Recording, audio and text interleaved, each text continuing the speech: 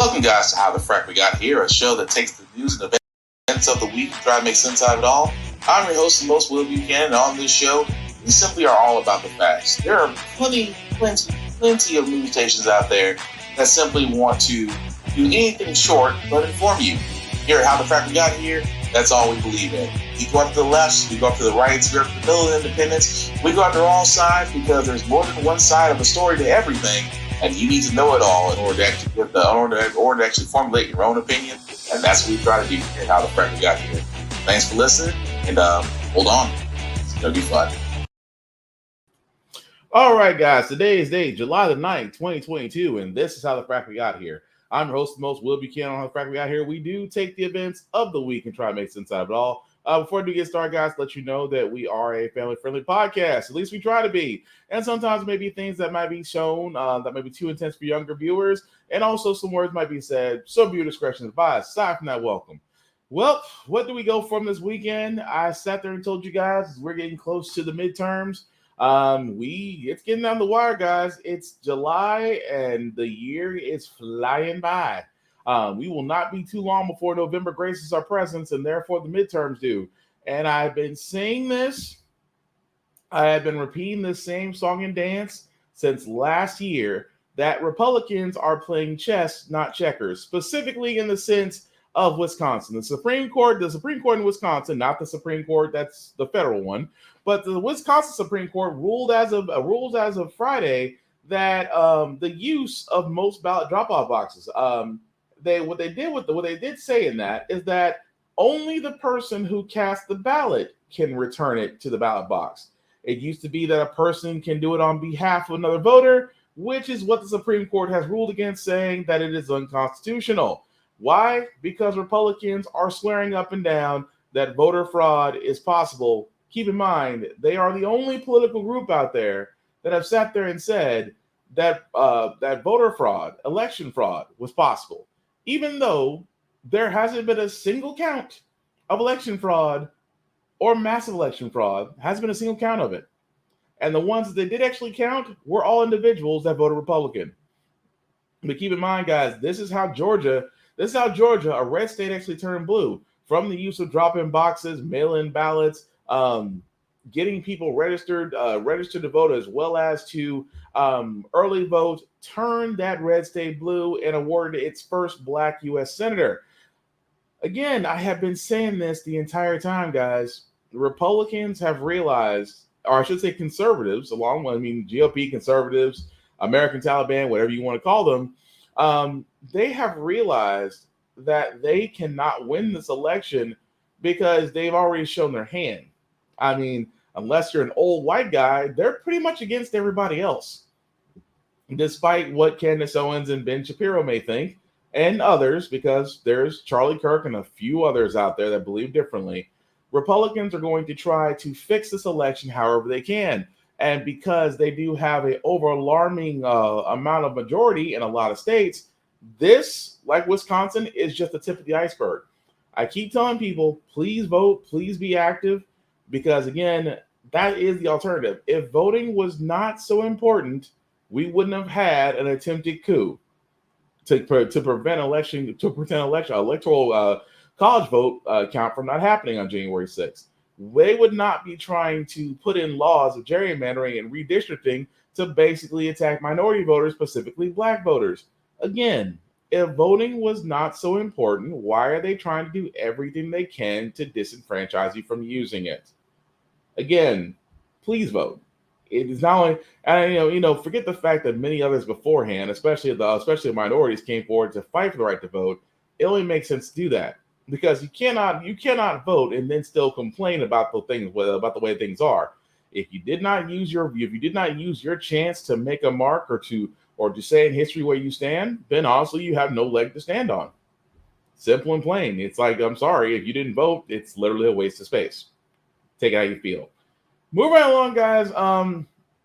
I know we did talk on the midweek review about Uvalde and the fact that the reports are coming in and it's not looking good for DPS and it's not looking good for those officers who waited outside when they could have went inside when no doors were locked while an armed gunman was slaughtering teachers and students. And well, more reports are coming out and again, have been shown to the families of the victims. And again, it is not looking very good, especially since their police chief already resigned earlier this week. Children and 2 teachers who died in the Uvalde school massacre could have been saved has outraged families of the victims. CNN's Shimon Prokupez spoke to some of them. He joins us now. And Shimon, these families want the truth, but it's hard to hear. It's very hard to hear, but John, the thing that's frustrating them so much, it's the way the information is coming out. Authorities here are not even giving them any kind of meetings, direct meetings with the investigators. They're not giving them a heads up that these reports are coming out. And so the families are very frustrated. They're upset. They're angry. We spoke to the father of a little girl, Jackie Casares. We spoke to the sister of the teacher, Irma Garcia, her son, Irma Garcia's son, who has spoken for the first time, and also her brother, Irma Garcia's brother, who happens to be a police officer. And of course, their anger and frustration over the fact that police could not go in is just something that continues to fuel their anger. Just because of all the lies, the deceitfulness from the beginning, it was just like putting salt on an open wound. And it's just really hard because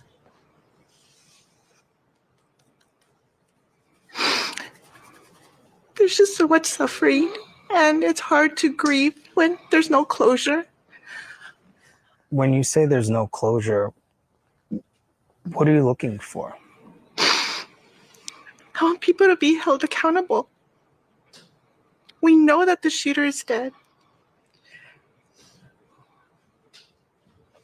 There's no one taking accountability. No one. Javier, your daughter, right? Yes, sir. When you hear about some of the new information that's now come out, what are you thinking? Well, they're pointing their fingers, they did this, they didn't do that. I mean, not being in charge, whoever was there should have done their job, and they didn't, whether it was cowardice or not wanting, they didn't follow the orders. I don't know, but all in all, they should have gone in and stopped. They're trained, they're trained to stop an active shooter. That's the first thing they're supposed to do. And it's aggravating that they didn't do that. Do you think the officers were cowards that day? That day, yes. I can't say all of them, but the ones that were in there, obviously they were, because they didn't do their job. I can't even imagine what you're thinking as a police officer when you hear about these failures. I live in San Antonio. It took me 50 minutes to get from San Antonio to there, to come here to Uvalde. They took 77. I love my brothers in blue, but it's just like any profession, this profession is not made for everybody. It's fine and dandy, you graduate from the academy, you get the badge, but when it's time to suit up, when, stare death in the face, they went weak on the knees. One thing I don't want is those officers that were in those hallways, I want them to resign. So you want all those officers gone that were in the hall? Yeah. Yes. The minute I heard that my mom was dead, I yelled out, I should have taken that bullet.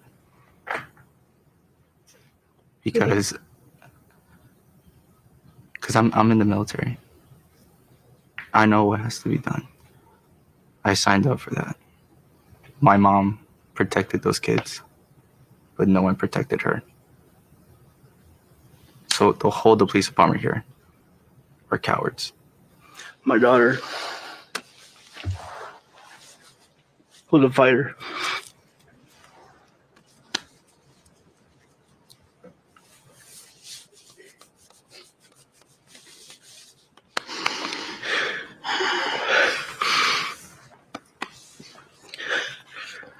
Took a little bullet to the heart and still fought.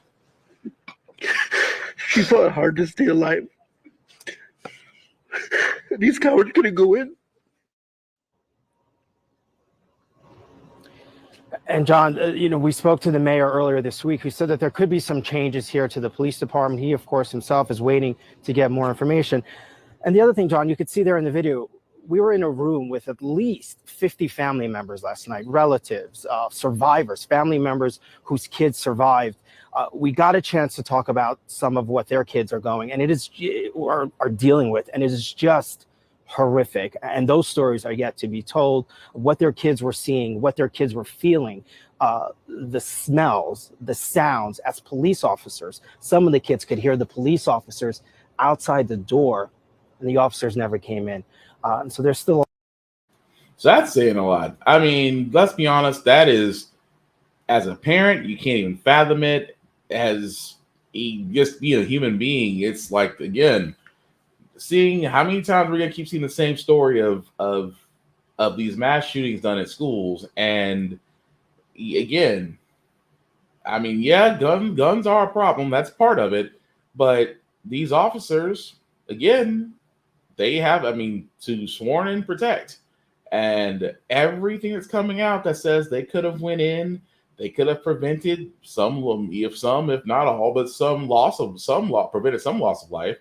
And now, yeah, a lot of parents are those parents of those children are wanting answers, and you cannot blame them. They're wanting resignations. You cannot blame them. But again, as we did report in the midweek review, that yes, the actual commander on site has resigned. But I think that's the coward's way out, because those parents and husbands and those who are affected by that still deserve answers and deserve accountability. And it seems right now the DPS is doing a better job of protecting their own asses than actually giving these parents what they need: accountability, resigns, and possibly firings. But we'll follow that story as it develops, because as of right now, it just looks like the cops, the whole thing. That's always laugh when people say, they always quote the NRA thing. The only thing that stops a bad guy with a gun is a good guy with a gun. Well, good guys with guns were sitting outside the doors. Could have went anytime they wanted, but apparently a fully armed 18-something-year-old with body armor and an assault-style rifle made them think twice. Who knew? Speaking of things that I have to shake my head at the same time, it's amazing to me the response to stuff like this. WNBA star Brittany Greiner, still in Russia, is actually, as of today, pleaded guilty to her drug charges. And the commentary from her coach, I just got to talk about it. But let me play this first. Justice conducted behind closed doors. Just a glimpse of Brittany Greiner towering above her guards, being led handcuffed into the courtroom. The 31-year-old was detained at a Moscow airport in February when Russian customs officials say they found small quantities of cannabis oil in her luggage, an illegal substance under Russian law. Recordings made inside the court capture the female basketball star, through a translator, pleading guilty to the serious drug smuggling charges against her. I would like to express my attitude towards my charges. Я хотел бы выразить свое мнение в отношении обвинений, предъявленных мне. Да, конечно. I would like to plead guilty on the charges. Я хотел бы признать себя виновной по обвинениям, предъявленным мне. But I had no intention on breaking any Russian laws. But under those laws, which carry a maximum 10-year sentence, the US athlete who told the court she packed the oil in a hurry by mistake could now be made an example of, especially at a time of such strained US-Russian relations. And is concerned the Biden administration should be doing more to help the Olympic gold medalist. Is the White House doing enough to get Brittany Greiner home? We've had great response recently with BG's letter to President Biden, and Biden responding with a call to BG's wife, Sherelle. We think progress is being made on that front. The coverage of women's sports and the coverage of women athletes is really the concern here. I mean, the question is, would Tom Brady be home? But Tom Brady wouldn't be there, right? Because he doesn't have to go to a foreign country to supplement his income from the WNBA. But US officials in Washington and Moscow insist they're doing everything they can. I was able to speak with Ms. Greiner in the courtroom. She said that she is eating well, she's able to read books, and under the circumstances, she is doing well. Most important, I was able to share with Ms. Greiner a letter from President Biden, and Ms. Greiner was able to read that letter. It's unclear what was written, But US officials already negotiated the release of one US citizen, Trevor Reed, from a Russian prison earlier this year in a controversial prisoner swap. US diplomats say they're committed to bringing home all Americans, including Brittany Greiner and others who they say are wrongfully detained. Okay, so yes, I'll be the first to say this, and I will always continue to say this. I don't know. Again, I'm not against marijuana. I'm not against marijuana. I don't smoke it myself, but as I've said before, I'm a big supporter of it because it has multiple uses across the board. That being said, I say this all the time when people to those who travel, especially international. These other countries ain't playing.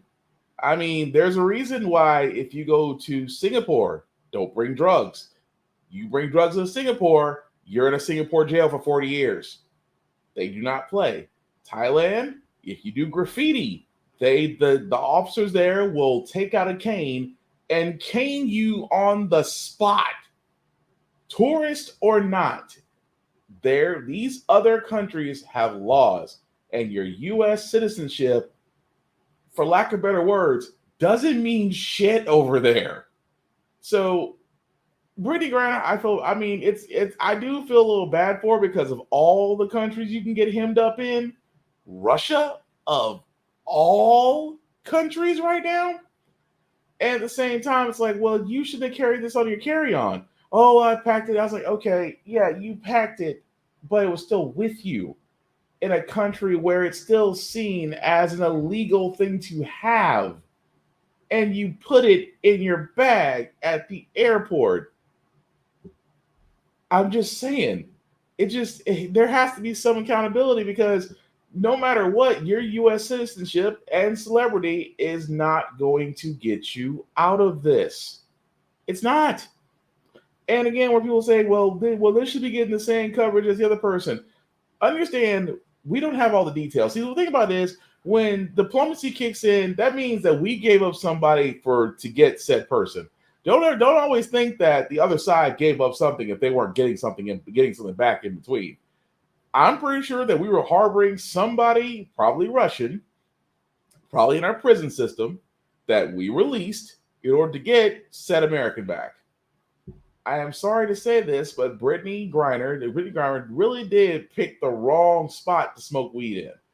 But what amazes me so is her coach. Her coach, of all people. If this was Tom Brady, if this was LeBron would have been home. No. I may dislike Tom Brady, but I don't see him making a mistake like that because I don't even think his clout could get him out of it. And I'm like, poor LeBron. Well, LeBron gets pulled into more stuff than the average person. But I'm like, even he wouldn't make that mistake. But again, I was like, if you want to talk about the pay of the WNBA, the reason why Brittany Greiner was over in the first place, because WNBA players do not get paid the same lucrative contracts as NBA players. That can be argued with the owners. It can be argued with the WNBA pay structure. But after the WNBA, several players do go overseas to play basketball because the contracts overseas are very lucrative. Russia, Italy, most of Europa, and even Australia, where they have leagues where WNBA players do go to those leagues and play, but just because the more payouts, sometimes more than what they're getting in the WNBA to supplement income. And again, that's completely fine. But the situation of it all is that you had weed at the wrong time in the wrong country, got caught, and all we can hope for is that we got somebody on the back end the Russians want badly enough to where they'll let you go. But let Brittany's story be a warning to everyone. Understand where you're going. Understand the rules and regulations and laws they have there. And understand their penalties, most countries are not like the U.S. You don't get this whole roundabout, I'm going to use my citizenship to keep me out of certain things. Oh, no. Doesn't work like that. Don't believe me? Try and listen to what was that? Broke Down Palace. Broke Down Palace is a great example of a movie of what not to do. Because old girl trusted somebody, and she was sitting in a Thai jail for 40 years because she unknowingly smuggled drugs. Yeah, it was a movie. Happens all the time. But moving right along, guys, I did want to cover this next story because, again, with critical race theory being brought up, Kamu Bell, which, again, is a guy I like watching, and I love watching the stuff that his interactions with people. But he asked a question to Arizona voters. And honestly, this rings true about the reason why education, especially critical race theory, might as well be taught in schools. Thoughts on that? You could teach it without having an opinion. But is it okay if a teacher says, I think slavery was bad? Is that okay? No. No. No? No. I mean, What about this? They go, Nazis not good. Nothing is bad. Nothing's bad. No. It's totally manipulation and manufacturing a crisis. Who's manufacturing it? The Democrats. It's always a race card. I get so sick of it.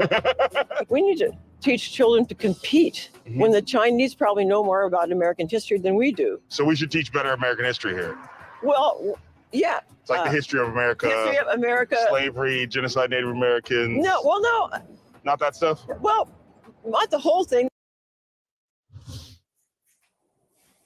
All right, come on. So is it okay if a teacher says, I think slavery was bad? Is that okay? Woman 1, no. Woman 2, no. Woman 3, no. Okay. I mean, Kamau, this is amazing. What did you learn, I guess, as you had these conversations? That there are forces at work in this country that are very good at distracting people from what they should actually be caring about. And that they often use as a distraction the fear of Black people overthrowing the country or the fear of Black people having some sort of secret plan. And they came through Black slang, which is woke, and they came through critical race theory, which is a policy which was a theory that was invented by Black academics, including Kimberly Crenshaw, who's on the show. And that there's forces at work who are good at taking those things and saying they are coming to take your country back, which automatically says it's not my country. So I think that's what I learned, is that those forces are doing the work to overthrow the country, which is why me and my friend wrote a book called Do the Work. To we on our side have to start doing the work too. We can't sit. And he's absolutely right. But what's so funny about it, again, that's the reason why I want to point that out for a second, was just the fact of all he said was that, do you think that it's perfectly okay for teachers to sit there and say that slavery is bad? Should it be the easiest slam dunk home run, easily go to? Should teachers be teaching that slavery is bad?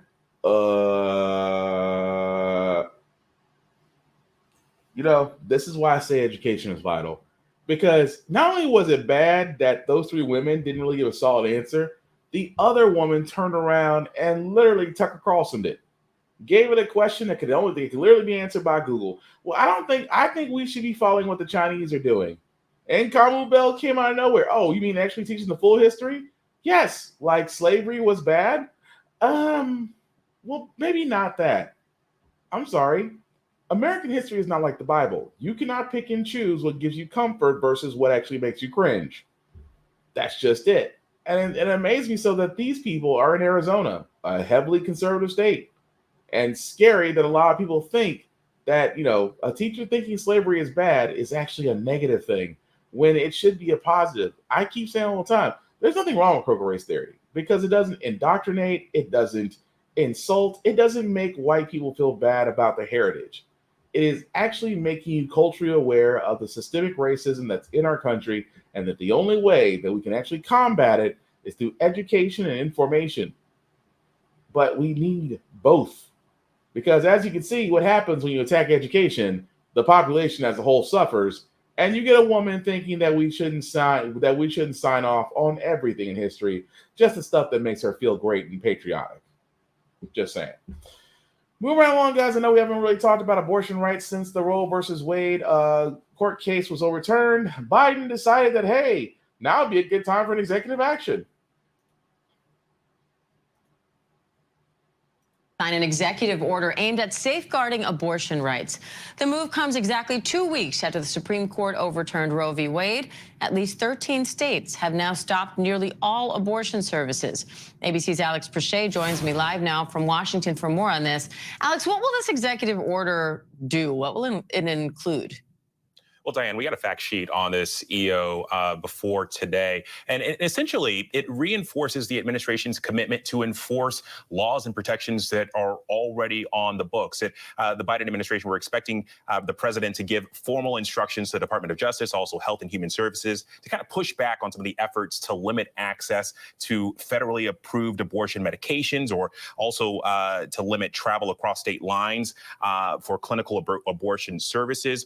We're also expecting this executive order to direct agencies to educate medical providers and insurers about how they're required to share privileged patients' information with authorities. A lot of concern there about privacy for women who seek these services in states that have already outlawed them. Now, some Democratic lawmakers are already saying that this order doesn't go far enough. What more can the president do here? Well, there are a couple of things. And one thing that's pointed out, we're expecting this order to suggest that the administration expand access to medication abortions, but we don't have any guidance or any specific about anything specific about those plans. So that is something that they could lean into. And the other thing, and this is something that abortion advocates have championed, but we haven't seen too much movement from this on the administration, is the Biden administration. They could clarify and make it clear that Americans can legally transport abortion pills across the U.S.-Canadian border. And what's the response to all of this from Republicans? Well, Diane, so that's still kind of pouring in, but I will say we have heard from the March for Life, and I'd say that these are sentiments that would likely be echoed by many anti-abortion politicians. They say it's tragic that this administration is using its power to push for more and more painful abortions, which harm women and take innocent lives. Obviously, they're not happy with this executive order. So, Alex, what kind of real-world impact is this executive order expected to have? Diane, I think it's a really good question. You've already kind of outlined there are 13 states that have nearly completely outlawed abortion across the country.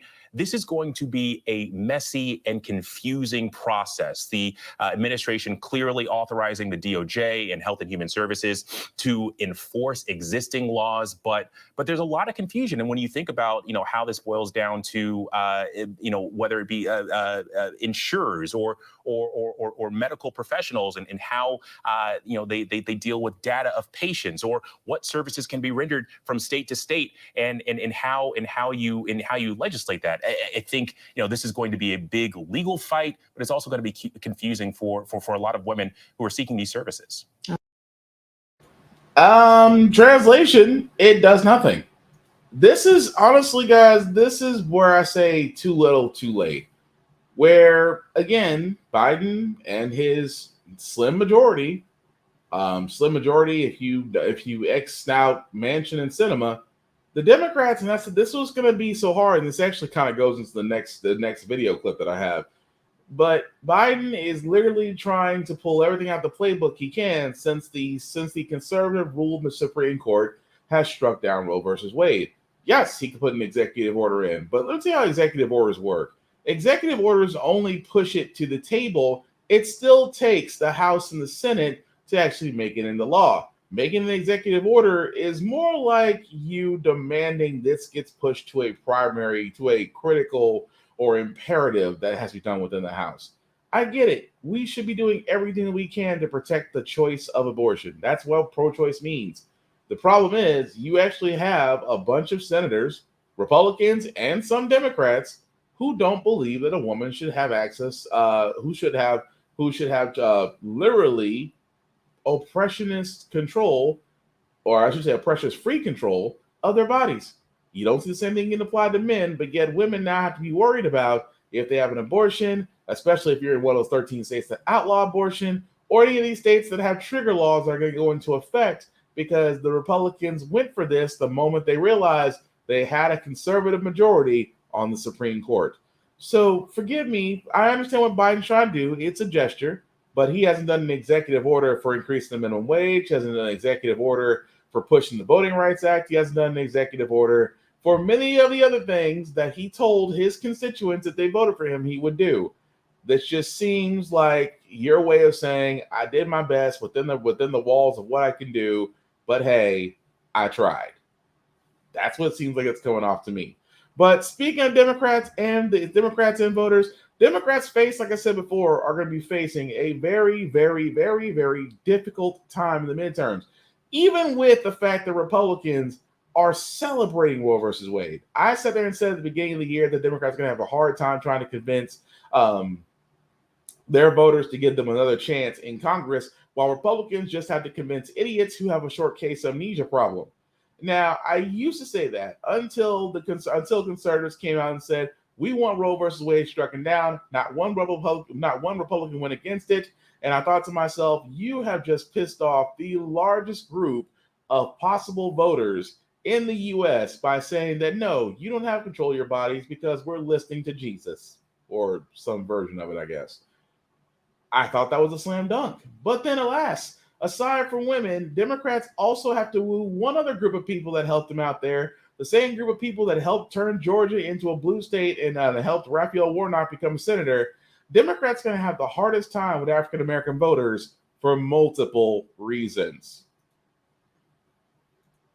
Just about 4 months away, Democrats and Republicans will both be vying for every vote to try to either keep or take control of Congress. And that's why Democrats are focused on one of their most important constituencies, Black voters who helped propel Democrats to the White House and get full control of Congress in 2020. But with inflation at record highs and many 2020 campaign promises still not met, will Black Democrats turn out in November? ABC's Deputy Political Director Avery Harper recently traveled to a major gathering of Democrats in New Orleans to find out. The impact of Black voters was critical for Democrats during the 2020 election. South Carolina! From President Biden's South Carolina primary victory, delivering him the nomination, to turnout in battleground states like Pennsylvania and Georgia, earning him his place in the White House. So this campaign was at its lowest ebb. The African-American community stood up again for me. You always had my back, and I'll have yours. Now, during this midterm election year, Democrats hope to replicate that surge of support amid the fallout from the overturning of Roe. It was frightening because getting around that right means that eventually they're going to get around so many other rights. Democratic groups and candidates investing in outreach to Black voters, like at Essence Fest in New Orleans, the largest African-American cultural festival in the country. Cedric Richmond left his White House post as senior advisor to President Biden to help the DNC elect more Democrats. We're not taking any community for granted. We're here in a big force to make sure that we're talking to an important constituency and showing them the respect that they deserve. It won't be easy. Historically, midterms don't bode well for the party in the White House. A recent survey of Black voters by the Washington Post and Ipsos found what it called diminishing support for President Biden, with 7 out of 10 approving of his job performance. And despite accomplishments like the swearing in of Justice Ketanji Brown Jackson to the Supreme Court, Democrats have fallen short on other campaign promises to the Black community, like voting rights, police reform, and student loans.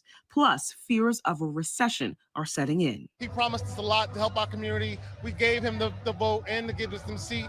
We turned Georgia blue. He has to come with his promises. He has to fulfill them.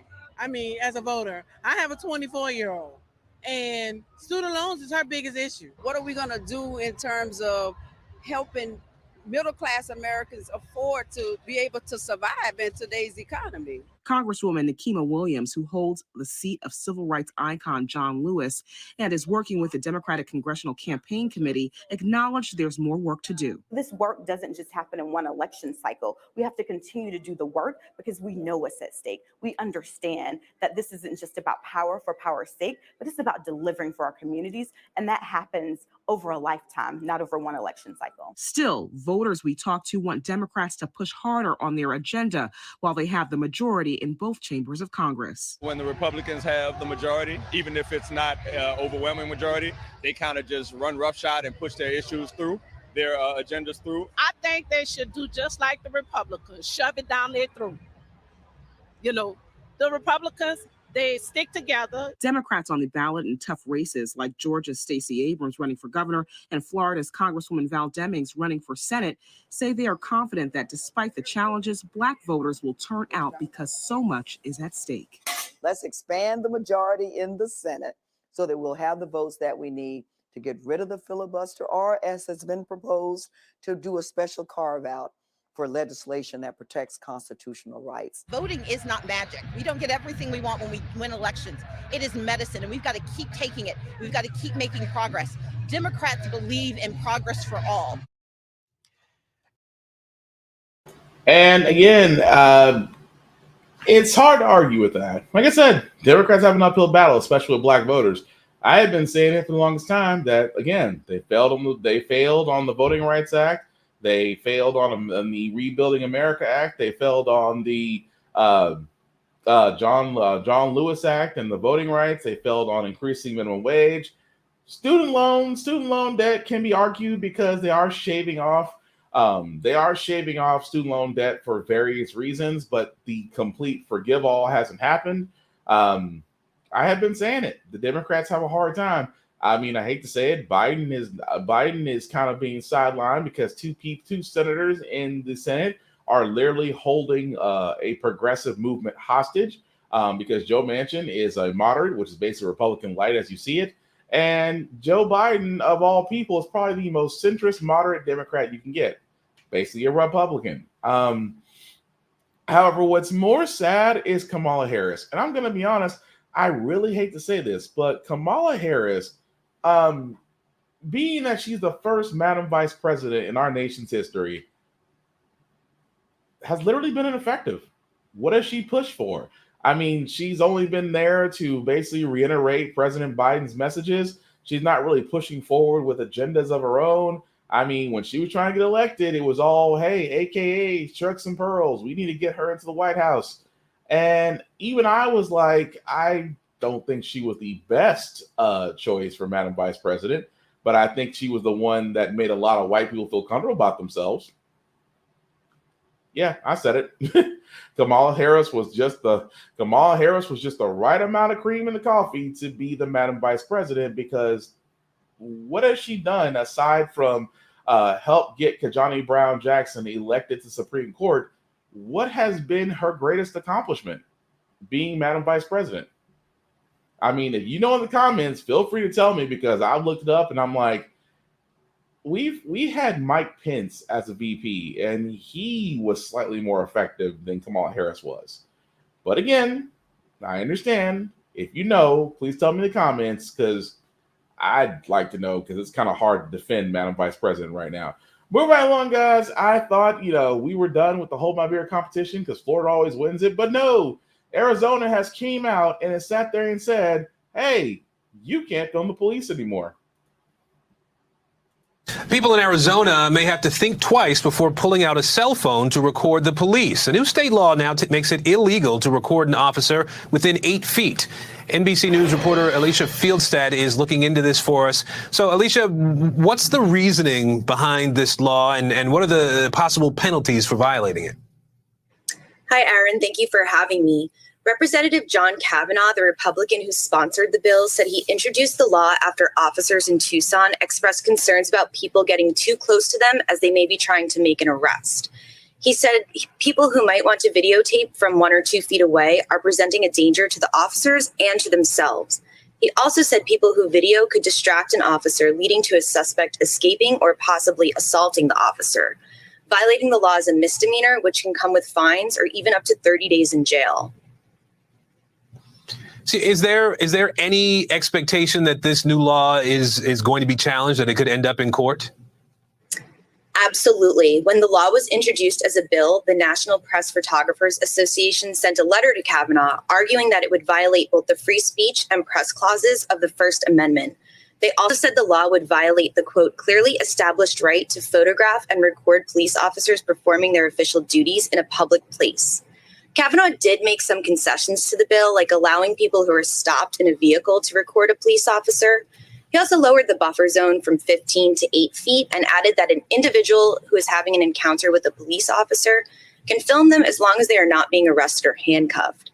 But even with those concessions, there's a good chance this law, which is set to go into effect in September, will be challenged based on that First Amendment argument. All right, NBC's Alicia Field. So literally and figuratively, guys, they're sitting there saying that you pretty much just can't film the police during arrest. I've never understood that. they say within 8 feet, but let's be honest. Cops are going to sit there and take that a little bit leeway that you cannot be within 8 feet because they sit there and said, well, it's for the safety. The safety of who? Most officers these days, if you're black, they'll be likely to shoot you first before they handcuff you, or at least shoot you 90 times before they handcuff you. But that's the argument. And again, I thought that was bullshit because yes, police should be held accountable. If police didn't want to be held accountable, then they shouldn't complain about wearing body cams. Why should you? If you're doing your job, wouldn't you want all the wouldn't you want all the evidence out there to literally validate you? Not just your body cam, but individuals recording you. Like for some fact of the matter, if they record you and you're in the right, I just think that validates you personally. But at the same time, they're saying, well, the suspect can get away or things could escalate. Well, if you got them handcuffed and you're doing your job, as they always tell us, well, if you just comply and do what we want to do and do what we want you to do, you'll be fine. This is the same group of people that are sitting there saying, we don't want to be videotaped. If you've done nothing wrong, then you shouldn't have to worry about the camera. And like they said, this will be contested because, again, this goes against the First Amendment, which, again, in a conservative Supreme Court case, this can always go right, literally and figuratively. But one last story I want to get to, guys, before we get to our feel-good stories of the week. Going back to the Highland Park suspect where the father is now in hot water because he may have helped his son get the necessary documents he needed to purchase the firearms that he'll be using on that fateful day. After authorities say Robert Primo III carefully planned an attack on a 4th of July parade, his father speaking out for the first time, telling the New York Post he talked to his son 13 hours before the shooting, adding, "That's why I guess I'm in such shock. Like, did he have a psychiatric break or something?" The father saying he sponsored his son's application for the ID card needed to buy guns because he thought he would use them at a shooting range. In the years since, prosecutors say Primo bought 5 weapons, including the one used at Monday's shooting and another later found in his car. His father telling the Post his son bought everything on his own and they're registered to him, adding, "I didn't do anything wrong." Tonight, officials are not ruling out the possibility that Primo's father could face charges, though at this point, no determination has been made about his liability. So I just want to stop it right there because, again, that part right there, his father did help him get the necessary ID card because of his age. He had to have a necessary identification card to purchase firearms in the state of Illinois. And this is also the same guy that passed 4 background checks. This is also the same individual that had family issues, but the family did not actually follow the red state laws and file paperwork to show that he was a threat. And now the father helping him get that, he's saying that he's done nothing wrong. Yeah, you can still be on the hook for it. This is why a lot of people are pushing for certain types of legislation, because again, purchasing firearms should be the same way as purchasing a car or helping someone get something. That if they have something that can detrimentally kill themselves or another person and you help them get it, then yes, you are liable. So of course his father, I was like, oh, I didn't think that he would. Yes, your son decided to pull a terrorist act and is now and somehow got taken alive. Yes, you should. Just like the kid that was joking about, oh, I'm going to kill everybody at the school. And his parents were like, and his mom was in there saying, I'm not mad at your son. I'm mad that you got caught. Those parents who decided to run and got caught, yes, those parents are held liable. Just as the parent of the Highland Park shooter needs to be held liable, saying you did nothing wrong, but you helped him get the necessary IDs he needed to necessary ID stuff to get in order to purchase his firearms, which is a whole other reason why gun reform needs to change in the U.S.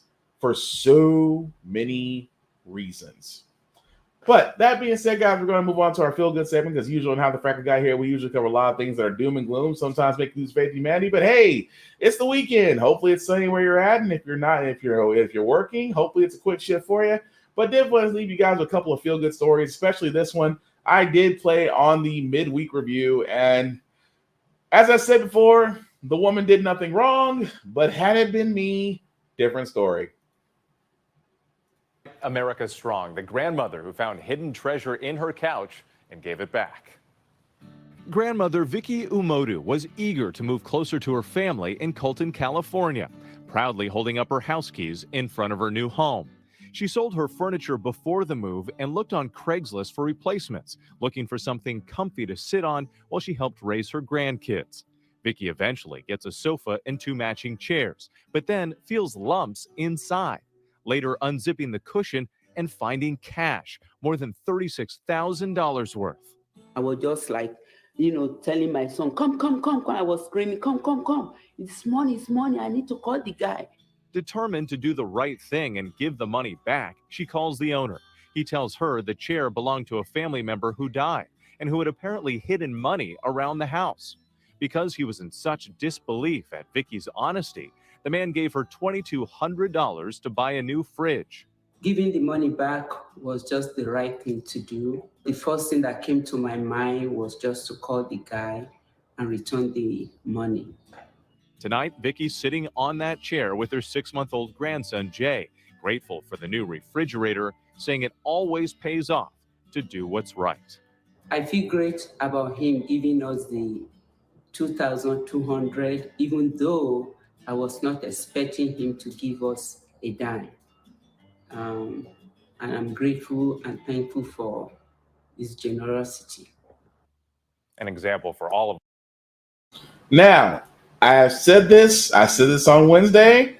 I'm going to say it again. She did nothing wrong.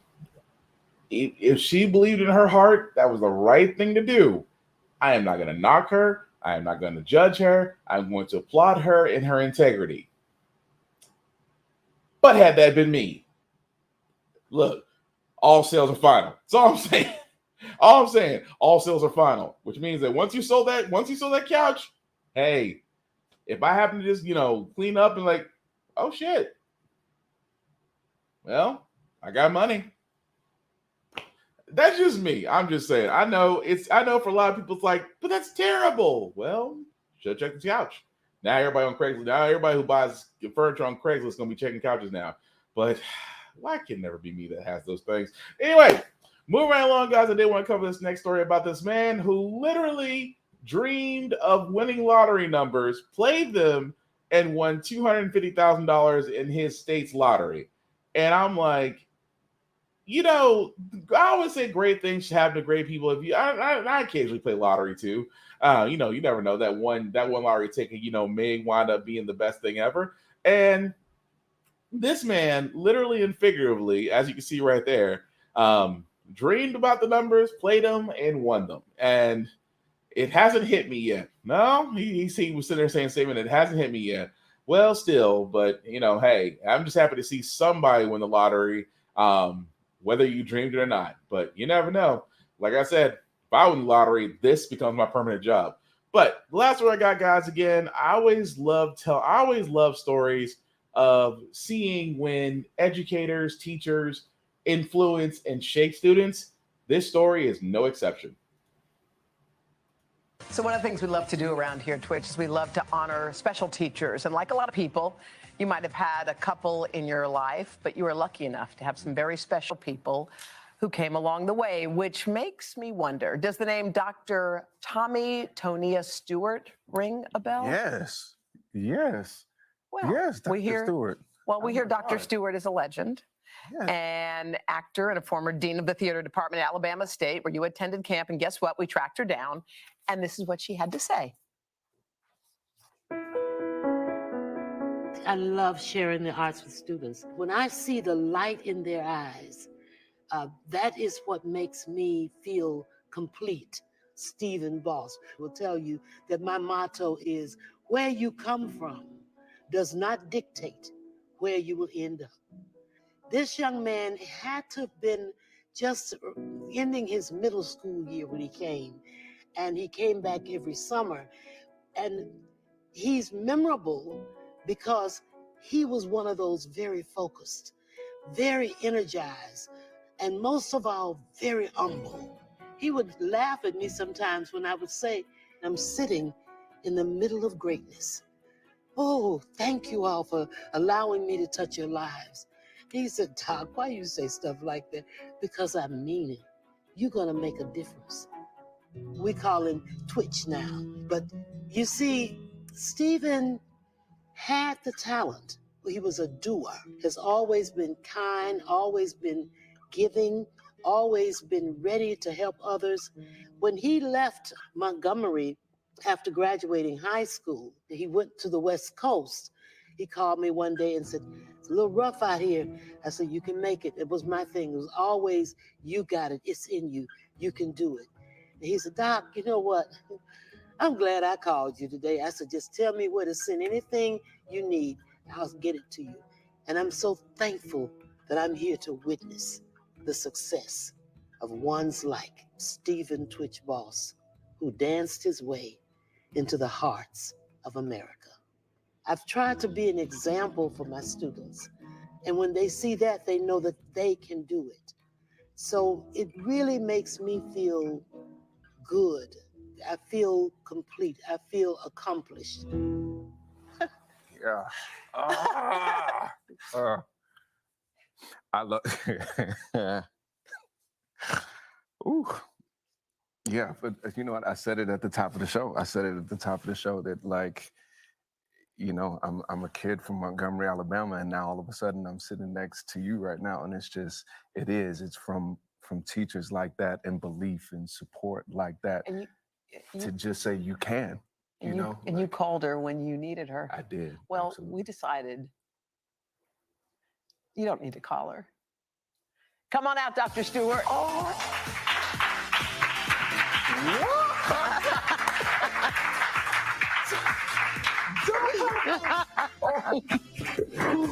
Oh, God. Oh, my God. I love you. Oh, I love you. Oh, my God.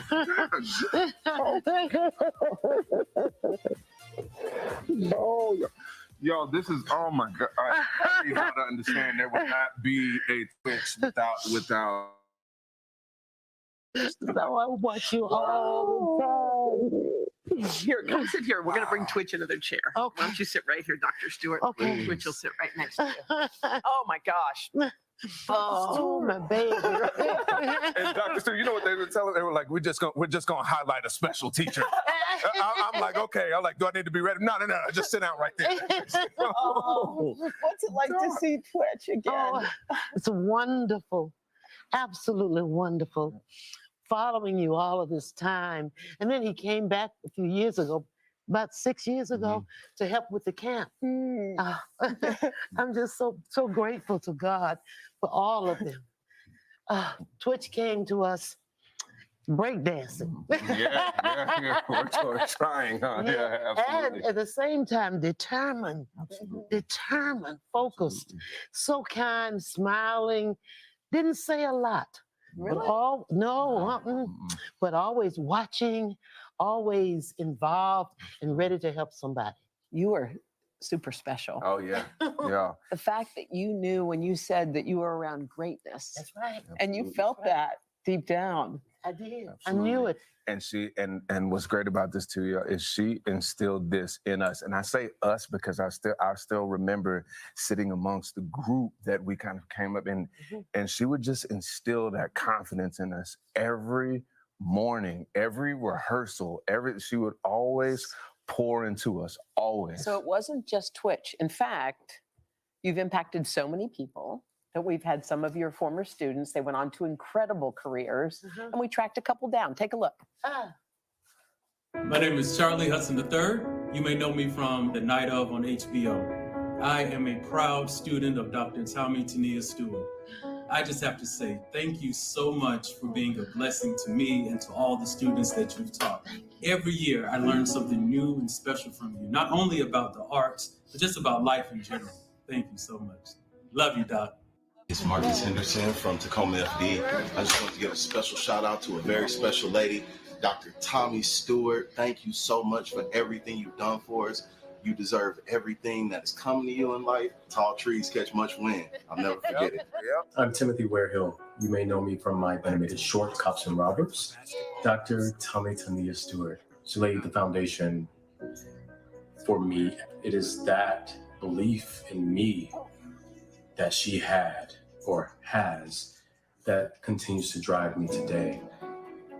Thank you, Dr. Stewart.